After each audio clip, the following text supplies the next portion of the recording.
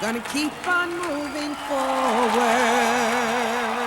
Women's rights are human rights. Moving forward. No woman is free unless all women are free. If we're going to have a peaceful generation in the next century, we have to create peacemakers. Can we unite in a movement against poverty? Any kind of genuine faith is really a way of living, a way of relating in terms of justice and love and mutuality. Gonna work for women's freedom, never turning back, never turning back. Gonna raise our voices proudly. More than 30,000 women from 182 nations met at the NGO Forum during the United Nations 4th World Conference on Women in Beijing, China. Women from around the world experienced global solidarity as they challenged each other and a watching world in personal interaction, workshops, plenary sessions, and demonstrations.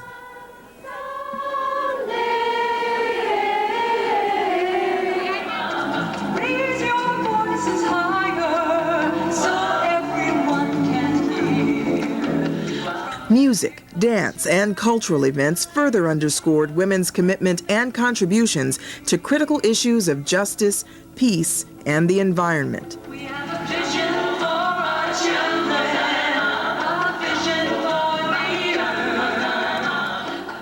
When I talk of women entering the global policy debates and influencing those, I don't see this as separate from the work that women have done throughout our lives. I believe that women have been the leaders at the local community level. Women have been the leaders who have held families and communities together in times of crises, who have managed on budgets that were unimaginable to raise children, who have managed to keep people together in the midst of war and conflict. And yet, as you move up the ladder from that local community to national and international policy, women's voices and women themselves disappear. And it is precisely that kind of movement that I believe we have begun in the last decade to demand women's place at the table of global policy making as well as at the table in the kitchen.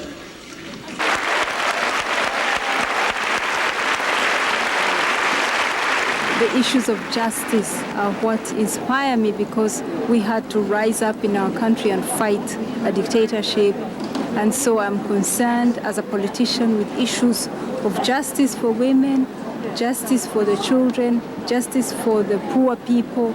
It is my interest in politics has always been to bring justice to my community.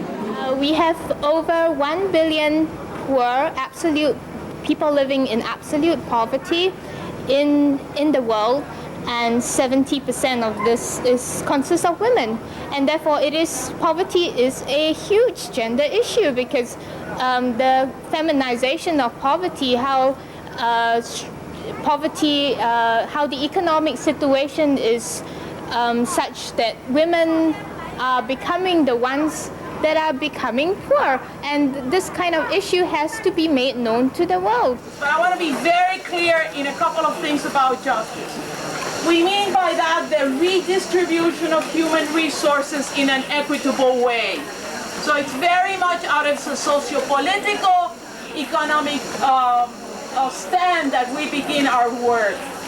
We also think that justice has to do with the ability and opportunity to be self-determining women, which means two things. One, that we have real viable alternatives from which to choose, and two, that we can choose without coercion. So that's what our understanding of justice comes, and that's part of the vision towards which we want to move in the Mujerista vision. Our presence here culminates approximately 5 years of work, beginning to do a gender analysis of the effect of the global economy on women, to find every opportunity in a series of UN conferences to attack that problem, to build alliances with women around the world, both in the South and in the north and in the south, in the north and all around the world.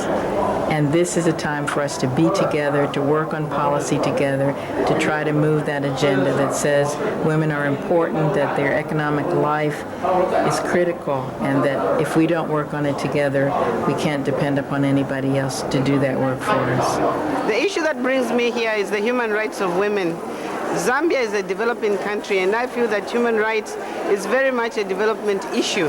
And so long as we do not recognize the worth of half of humanity, which is women, there can be no real and meaningful development in Africa and in the world.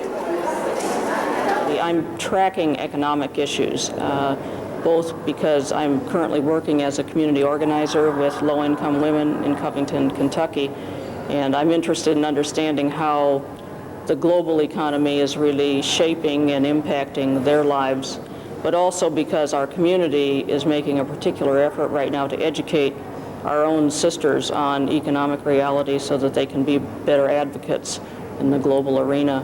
Women throughout the world are trying to develop, I would say, micro-enterprises where they're trying to work at the grassroots to become locally self-sufficient and self-reliant, starting small businesses, co-ops, trade unions, finding alternative ways of exchanging their resources with one another. But everyone in the group that I was in yesterday agreed that that was not enough, that we also had to be trying to impact the macroeconomic structures in the world and doing basic educational work to help women to understand the economic realities, understand the forces that are impacting them, and train them to become effective advocates to be changing things like the World Bank and IMF.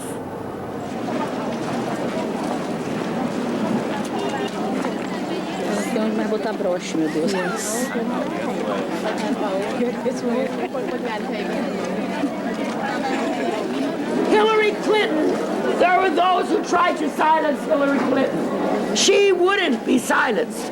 And in her speech here, she was more forthright and unequivocal. Betty Friedan reported on Hillary Rodham Clinton's address to the government meeting in Beijing to NGO delegates who were unable to attend. When she said, women's rights are human rights, over and over again, that was the cadence of Martin Luther King, I Have a Dream. That was the cadence of the speech. And when she said, it is a violation of human rights, of human rights, that babies are born and have to eat the leftovers to the table or are abandoned because they are girls. She said it is a violation of human rights, if women are forced to live in poverty, if women are not given an equal opportunity to educate and to earn, if women are subjected to violence in their own home.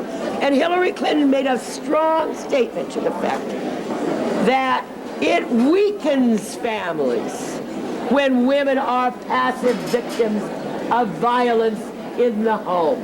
It weakens families when there is poverty, when there is not health care. It strengthens families when women are able to help earn to support the family.